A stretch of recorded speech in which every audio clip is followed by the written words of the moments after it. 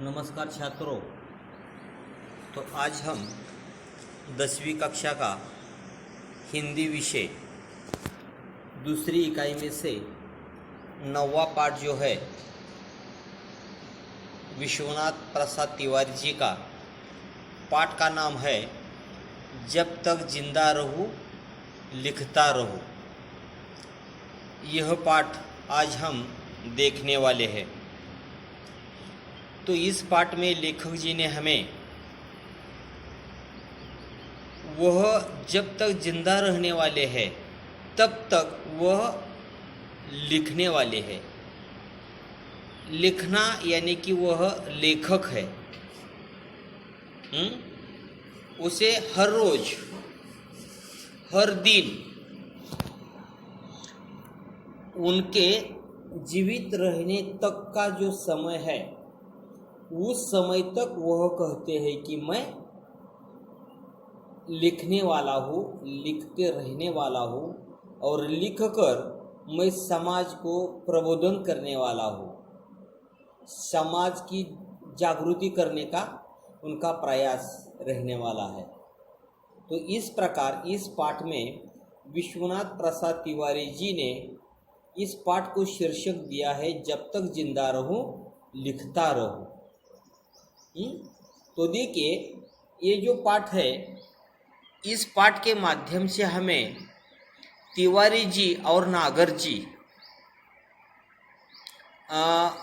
In दोनों की बातचीत यह हमें देखने को मिलती है।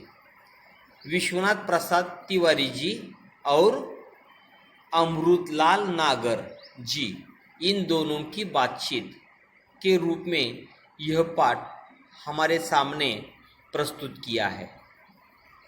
तो पहले हम देखेंगे लेखक का परिचय। उनका जन्म हुआ है 1941 देवरिया उत्तर प्रदेश में। तो उनका परिचय देखेंगे। विश्वनाथ प्रसाद तिवारी जी हिंदी जगत के जाने माने कवि, लेखक, आलोचक एवं संपादक है। आप देश काल और वातावरण के प्रति सजग और संवेदनशील रचनाकार है। उनकी प्रमुख कृतियां देखिए, फिर भी कुछ रह जाएगा, यह कविता संग्रह उन्होंने लिखा है। अज्ञेय पत्रावली नाम का निबंध लिखा है उन्होंने। अंतहीन आकाश यात्रा वर्णन है। अमेरिका और यूरोप में एक भारतीय वन, यह भी यात्रा संस्मरण है। अस्थि और भौती आत्मकथा के रूप में उन्होंने प्रस्तुत की है। बातचीत नाम का भी साक्षात्कार संग्रह उन्होंने लिखा है। तो यह हमें विश्वनाथ प्रसाद तिवारी जो है वह उच्च कोटि के साहित्यिक है। इनकी जानकारी हमें उनके इन कृतियों के माध्यम से मिल जाती है, क्योंकि उनके कुछ कविता संग्रह प्रसिद्ध है, निबंध प्रसिद्ध है, यात्रा वर्णन प्रसिद्ध है, आत्मकथा प्रसिद्ध है और साक्षात्कार संग्रह भी उन्होंने कुछ लिखे हैं। तो इस वजह हमें विश्वनाथ प्रसाद तिवारी जी उच्च कोटि के साहित्यिक है, इनकी जानकारी हमको मिलती है। तो आज हम उनका जब तक जिंदा रहूं लिखता रहूं, यह जो एकांकी नाम का जो पाठ है, उस गद्य संबंधी क्या बताया है वो हम देखने वाले हैं। प्रस्तुत साक्षात्कार में विश्वनाथ प्रसाद तिवारी जी ने नागर जी से तत्कालीन राजनीति, सामाजिक परिस्थितियों, लेखकों आदि के बारे में अनेक प्रश्न पूछे हैं। इन सभी का जीवन एवं लेखन पर कितना और किस तरह का प्रभाव पड़ा, इसे साक्षात्कार के माध्यम से जानने का प्रयास किया गया है।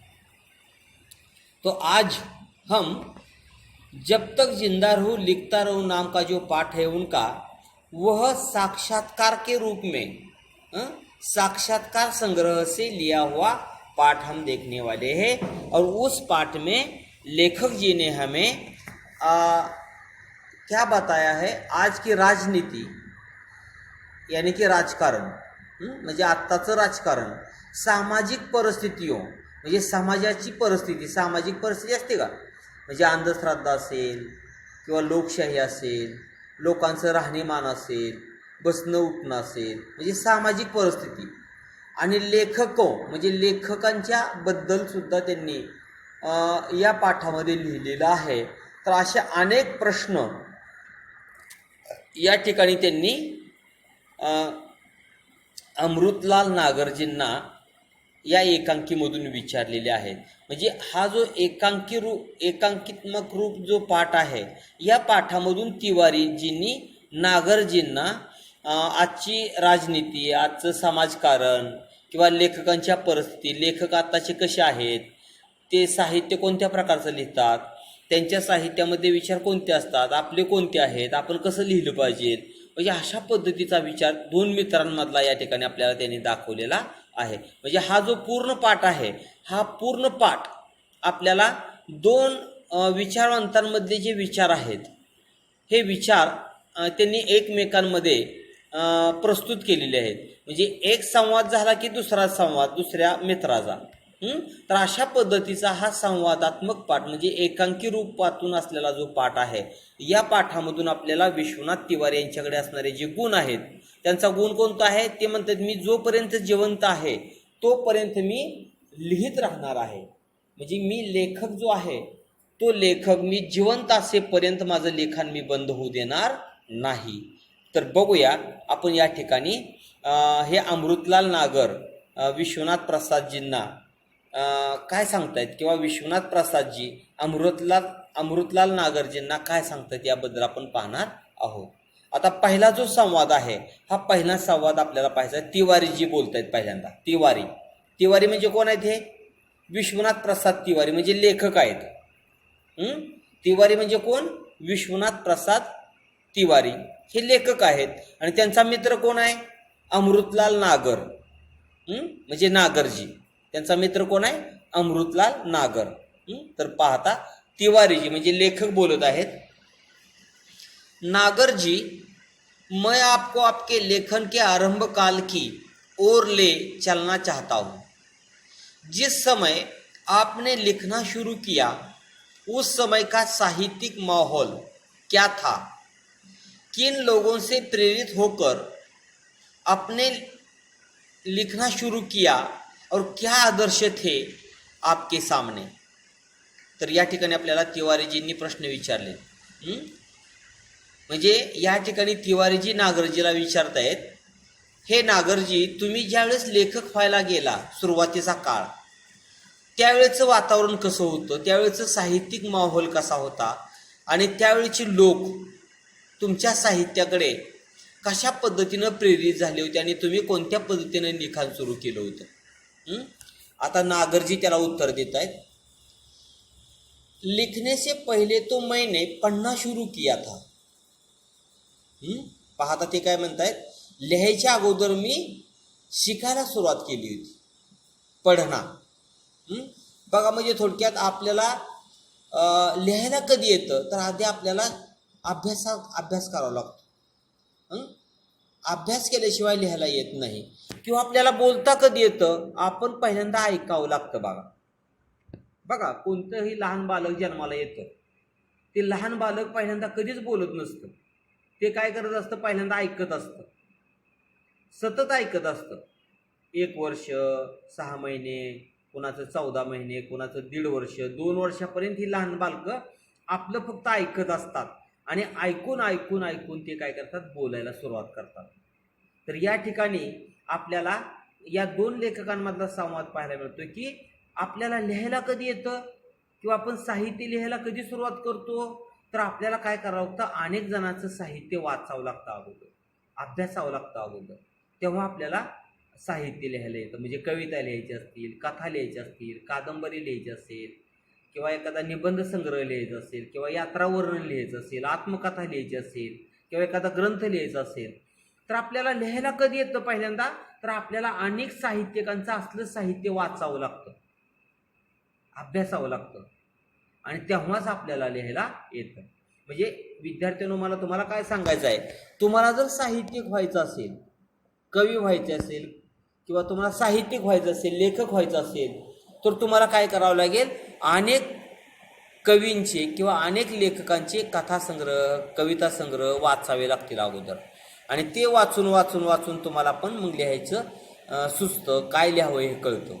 म्हणून नागरजी म्हणतात पहा, लिखने से पहले तो मैंने पढ़ना शुरू किया था, आरंभ में कवियों को ही अधिक पढ़ता था.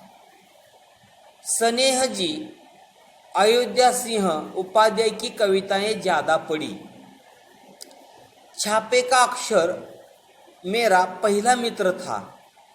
घर में 2 पत्रिकाएं मंगाते थे मेरे पितामह, एक सरस्वती और दूसरी गृहलक्ष्मी. उस समय हमारे सामने प्रेमचंद का साहित्य था, कौशिक का था. आरंभ में बंकिम के उपन्यास पढ़े, शरत चंद्र को, बाद में प्रभात कुमार मुखोपाध्याय का कहानी संग्रह देशी और विलायती 1930 के आसपास पढ़ा. उपन्यासों में बंकिम के उपन्यास 1930 में ही पढ़ डाले. आनंद मठ, देवी चौधरानी और एक राजस्थानी थीम पर लिखा हुआ उपन्यास उस समय पढ़ा था. यानी कि तिवारी जी ने नागर जी से बताया था कि आपने लिखना कभी शुरू किया, तो नागर जी बताते हैं कि मैंने पहले क्या किया, पढ़ना शुरू किया. विविध साहित्यिकों के साहित्य पढ़ना शुरू किया. सरस्वती नाम का, गृहलक्ष्मी नाम का पत्रिकाएं पहले पढ़ी हमने. कौशिक लेखक के कुछ साहित्य पढ़े, बंकिम के उपन्यास पढ़े. शरद चंद्र के बाद प्रभात कुमार मुखोपाध्याय की कहानी संग्रह पढ़ी. विलायती देशी उपन्यास पढ़े. तो आनंद मठ, देवी चौधरानी नाम की राजस्थानी थीम पर लिखा हुआ उपन्यास उसी समय पढ़ा. तो पहले उन्होंने क्या बहुत साहित्यिकों के साहित्य पढ़े थे. तो ये पढ़ने के बाद क्या होता है, नागर जी बताते हैं कि मुझे भी लिखना शुरू किया, मैंने लिखना आने लगा मुझे. तो हमें इन 2 लेखकों का जो संवाद है, इस संवाद के बारे में हम देखेंगे. यहाँ से हमें एक सूचना मिलती है. कौन सी? जब हमें लिखना है तो पहले पढ़ना चाहिए, पढ़ने के बाद ही हम लिख सकते हैं. तो इस संदेश यहाँ तक हमें इस पाठ का हमें मालूम हो गया है. ये जो पाठ का पूर्वार्ध था, उत्तरार्ध में हमें तिवारी जी, नागर जी के अभी कुछ संवाद है, उस सभी संवादों की जानकारी हम देखने वाले हैं. तभी तक हम यहाँ रुकेंगे. धन्यवाद.